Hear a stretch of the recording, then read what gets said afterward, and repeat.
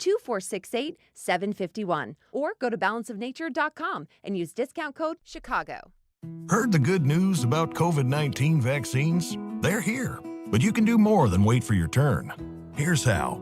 Stay at least 6 feet away from folks you don't live with, and it's risky to be indoors with them too. And masks? Well, they protect both the person wearing them and the folks around them.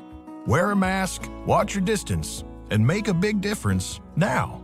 Learn more about vaccines at cdc.gov/coronavirus. Brought to you by the U.S. Department of Health and Human Services. Some big news. Since Election Day, almost 5 million people have downloaded the free Newsmax TV app on their smartphone. You can trust Newsmax TV. Watch it for free anytime. And go to Newsmax.com for breaking news. Newsmax is on all major cable systems. Call your operator if they don't carry it. Plus, watch Newsmax on Roku, YouTube, Apple TV, Xumo, TiVo Plus, Pluto, and smart TVs like Samsung and LG. Newsmax is real news for real people. Start watching today.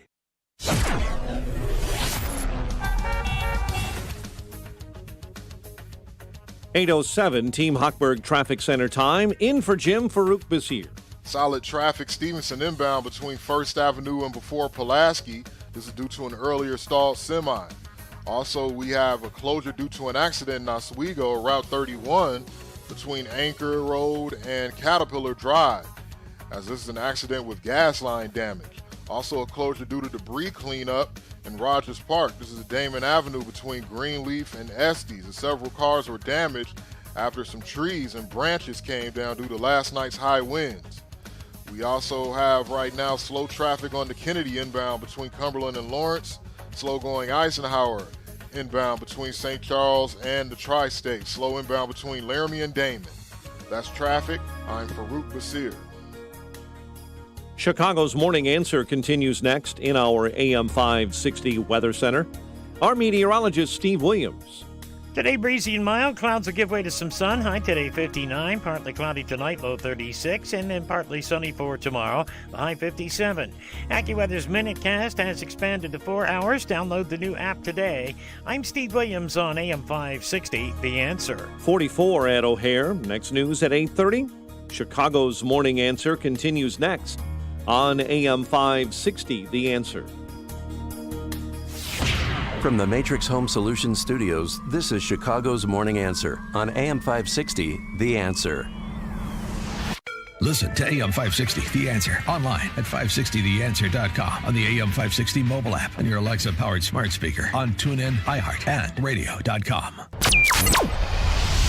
This is Chicago's Morning Answer with Dan Proft and Amy Jacobson on AM 560, The Answer.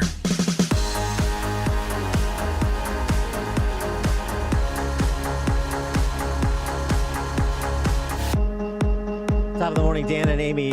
Just to close the loop on the conversation we were having before Mike Scott's newscast, the story I mentioned, we were discussing about this business that hires bridesmaids. Yeah. Do they hire groomsmen too?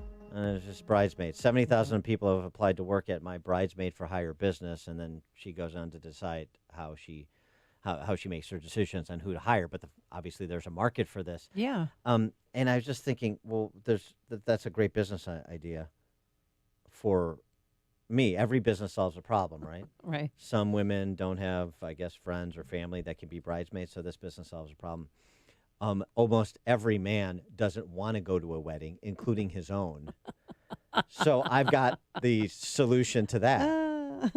I'm going to do wedding attendees for hire. Oh, there you go. Or maybe you can get a stunt double or somebody that looks like you to go to the wedding because you hate weddings. It doesn't matter. No. I don't know if you know. Do you know that love is patient and love is kind? I've heard. Here's the thing.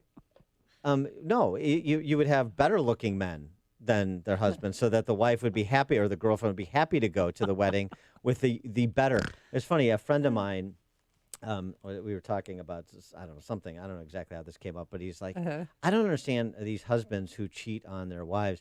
I don't want another woman in my life. I want another husband at our home to do all the stuff with my wife that I don't want to do. And I should have thought of it then. That is a business idea. Well, those are Especially called, for those are called handymen. Especially for these people that are not allowed to work because of politicians, not allowed to do the jobs they were doing. Maybe they could just be seat fillers. You know, if it's good enough for the Oscars and these award shows, it's Right. good enough for weddings. All right, I'm coming to the rescue. I'll work up the prospectus and I'll keep people apprised of that. Switching gears to New York and Governor Nipple Rings there. The noble lie and the noble liars. It turns out that there's nothing noble about it, unsurprisingly. And everybody has gotten hip to it, so hip that it's becoming the source of parody videos like this one from Anthony Rodia. For so long kept everything closed, and now it's time that he's exposed. I speak for a lot of people when I say it's time for him to go. What he's done is pretty sad, and you know that it's getting bad when people today hate you even more than de Blasio. Cuomo is a liar. This whole time he's been lying, acting like a tyrant. Cuomo is a liar. But I'm no longer surprised when politicians lie. He turned the city into a dump and tried to blame it all on Trump because he wanted that federal bailout money. Now accused of sexual assault, but he says that he's not at fault because he was just joking around and trying to be funny. Come on, bro, give me a break. Just admit that you made mistakes. I think it's about time you own what you did to the nursing homes. Because of you, some people died and you just sat there and denied. I think you should swallow your pride and be a man and admit you lied. That's pretty good. That's really good. I like the lyrics. For more on the demise of party nips and the inevitability of it, this is the key point. This is the key point of his piece, which was very good, again, as usual. The inevitable demise of party nips. We're pleased to be joined by Pedro Gonzalez, assistant editor of American Greatness, amgreatness.com. Pedro, thanks for joining us again. Appreciate it. Oh, thanks so much for having me back on. Why was Handsy Andy's Cuomo, why was his demise inevitable? Well, I think that Cuomo has a history. It's not great with the Democratic Party. My friends in New York, it seems to actually be pretty common knowledge that Cuomo does not really get along with a lot of Democrats because he doesn't really like to bend the knee. So the arrogant Italian single man that asked the woman for a kiss at a wedding, that apparently that was the real spark of controversy. He apparently has the same kind of standoffish attitude with his own party that he does with Republicans. So I think that basically there had been a kind of desire to get rid of him or at least attack him. And so that much I think is true. But the absurd part is that his enemies didn't wait for the nursing home scandal. They also, like that apparently that was not a big deal. The fact that Cuomo directed hospitals to, actually he ordered nursing homes to accept infected patients from hospitals that were nearing capacity, which was kind of like throwing grenades into nursing homes, and ultimately resulted in 15,000 nursing home casualties. So that wasn't actually the big deal. Nor was it a problem, like really a big story, that Cuomo actively covered that up, often by intimidating people and bullying people into being silent through his aides. Like that wasn't the real story. It was instead the sexual harassment claims that really sparked these calls for first resignation, now impeachment, because Cuomo says he's not backing down, which again tells you, I think that highlights how Cuomo feels about his party. Like, I'm Andrew Cuomo, I'm my own man. I don't care what top Democrats say. Like, I'm not going anywhere. Yeah, but right. I get all that, and the hypocrisy of the Democrat socialists and the hypocrisy of the Eastern Seaboard media. But there's something else that you get to that I think is more fundamental, and this has really almost been completely absent in the conversation. Mm-hmm. The behavioral decisions he made, where does that come from? And there's an ideological component to it that also is not discussed, that you discussed. Right. Well, I was kind of like building the background for that. So, right, Cuomo does whatever he wants. So he obviously acts a certain way around women. But what I was getting to is that the sexual liberation crowd is ironically extremely puritanical. So Democrats, the left, these are the people that preach female liberation, female sexual liberation, but their view of what comprises acceptable social male-female interactions is more conservative than what self-identified conservatives hold. Like what sparked one of the allegations is Cuomo at a wedding literally asking a woman for a kiss. Like that is a New York Times headline. So I think that's kind of one of the layers of the story, is that it highlights that these people are actually, ironically, extremely prudish, like the sex positive feminist crowd. So that's one funny aspect of it. But the other aspect of it is, I think the broader ideological lens that this exposes, and that is that sexual harassment allegations to these people they seem to be a bigger sin than basically killing tens of thousands of old people. Like that, the real story is not that, Cuomo did all those things. It's that he behaved in a way that these people think is inappropriate around women. Yeah, their priorities are out of whack. Well, no, I mean, Right. there's an irony there, right? And it's very much like on the sexual liberation, but I'm puritanical. I'm so concerned Right. about nursing home residents and the old that I want to shut down the entire economy. Oh, but I'm also Right. the death with dignity 75 and you're out crowd. Mm-hmm. That's exactly right. And the point I made was that even if there are people, and there certainly are, I think it's a mixture of people that actually really do hold these absurd views that, like one, the hypocrisy of it, but also the total inability to actually prioritize things correctly, like human life over asking for a kiss. But I think there are also people that are doing this cynically, like people that have beef with Cuomo, and it's like, okay, now is the time to attack. Now that the sexual assault allegations or sexual harassment allegations have emerged, now is the time to get rid of this guy, or at least attack him. Even that shows that these people are totally beholden to this insane worldview. Like, they understand, I can't attack Cuomo until something happens that allows me to attack him within this framework. Yeah. So again, like even if behind closed doors, they're like, I actually don't care how Cuomo acted at this wedding. I just want him gone.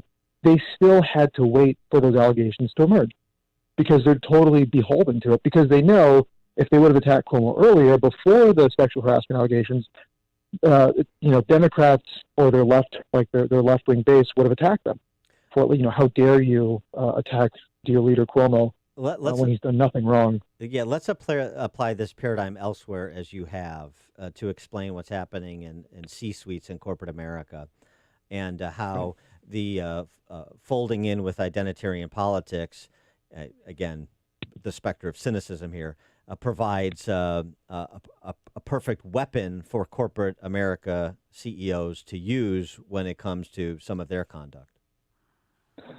Right. And again, I think these things, it's always a mixture of people that really believe in this stuff and then a cynical component to it, where people just pay lip service to it, and maybe in time they actually make themselves believe it.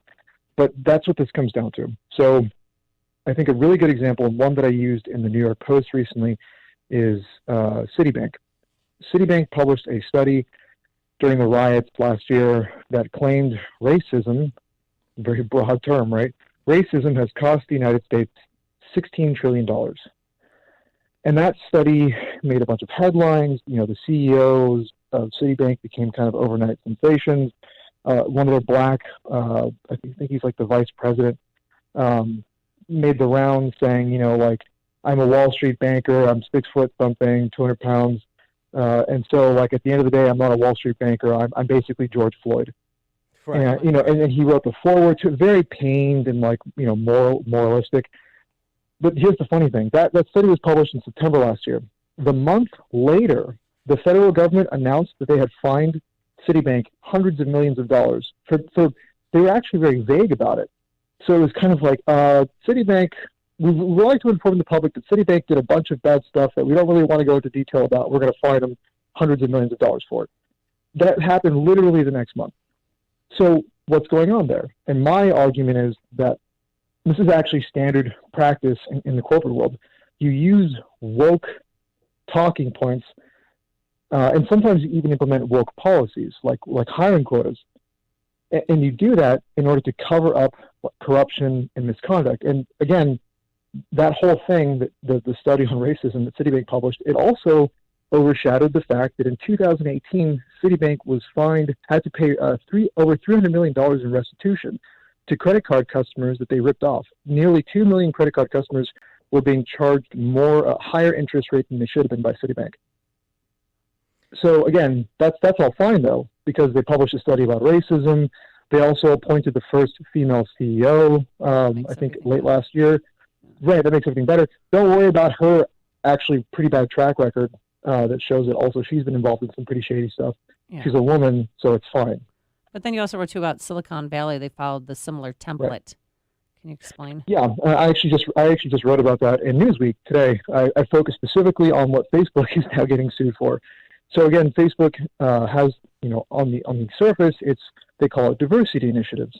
We're going to prioritize hiring visa holders over American citizens to diversify the company, because we're tolerant and we love diversity and cultural enrichment. Ironically, most of these hires are coming from a few countries, mostly India and China. So it's actually not that diverse. These companies are becoming increasingly monolithic. Like a tech, so you have let's say you have a team at a tech company, and I talk to tech workers all the time, and on your team you have a black guy, an Asian guy, a Jewish person, and a white guy. When this diversity initiative is done, that team will be monolithically Indian. That's just a fact. Like, because most of these visa workers come from, like I said, India or China. So it's not diverse. But more importantly, these diversity initiatives are actually about worker exploitation. The reason that they want to hire visa workers is because visa workers, their employment is like H-1B workers. Their employment is contingent, or sorry, I should say their stay in the United States is contingent on their employer, and their visa is connected to their employer. So they can't just quit the job and go find another one if they're being abused. So that's why Facebook wants these workers. And again, the riots overshadowed this. In late December, the Justice Department announced a lawsuit against Facebook. And what they found is that Facebook is, one, systematically discriminating in hiring against qualified and available American applicants. And two, that in hiring these visa workers, they kind of word it in like a legalistic way. But what they're basically saying is that these visa workers are being drawn into a system that is essentially indentured servitude. That they're basically trapped as employees of Facebook, and Facebook entices them into these arrangements by holding the promise of a green card over their head in the distant future. But the lawsuit says that can take decades while they're employed by Facebook, and that it creates this arrangement where you're employed for a long period of time at a company that can do whatever they want to you, and the only reason you put up with it is because maybe someday you'll get a green card. Another recent high-profile example of the sort of two-step that you're describing was Amazon, right? Amazon was all for mail-in voting, and Amazon is all pro-labor. But when it came to a mail-in vote for union organizing within Amazon, not so much. Right. Yeah, Amazon, they were one of the corporations that announced they would cease donations to Republican lawmakers who contested the 2020 election, in part because some of them, correctly, were worried about irregularities and fraud involving mail-in voting, an election that had an unprecedented number of people voting by mail, right? But Amazon, it's vote by mail for you, but not for me. Mm-hmm. Because like you said, they have workers at this factory in, I think, Alabama, or not a factory, a warehouse in Alabama, and they wanted to vote to unionize. So what does Amazon do? They take legal action to prevent voting by mail. They lose, and then they attempt to appeal it. And in the appeal, they argue that voting by mail makes it impossible to supervise the election, and so it can't really be called a fair election. Incredible, right? But that's like the beginning, though, because again, with the diversity thing, Amazon owns Whole Foods, the chain of food stores. And this was, I think, late last year that Business Insider got their hands on a document leaked internally that found that Whole Foods has this heat map system. And the heat map basically keeps you aware of which Whole Foods locations are at risk of unionizing. And they have different metrics that indicate whether or not a Whole Foods may unionize in the near future. One of those is racial diversity.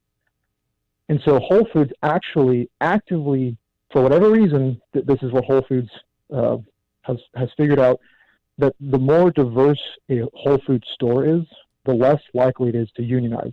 And so they actively hire people, like go out of their way to diversify stores so that they do not unionize. Yeah, because they don't want workers fighting for better wages. Yeah, I mean, this it's important to because the arguments, the counter arguments need to be run on two tracks, and we focus so much on the insanity of identitarian philosophy.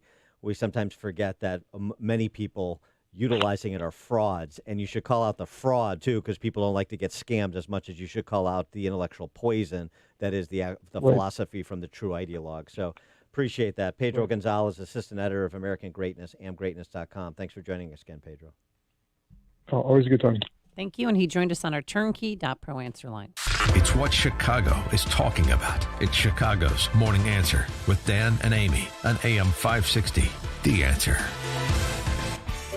Signature Bank is Chicago's fastest growing independently owned business bank. It's a bank where relationships still matter. Signature Bank knows your name and your story. I'm Dan Proft, and I know this because Signature Bank is my business bank. I'm Ryan Siebert, CEO of SG Homebuilders and a customer of Signature Bank. Over the last 10 years, my business pivoted multiple times to adjust to the fluctuations in the Chicago real estate market. Signature Bank's partnership with us and their ability to adapt to changes has allowed us to become a leading custom home builder. Signature Bank is a relationship-based business bank right here in Chicago, providing services and advice that address our unique situation.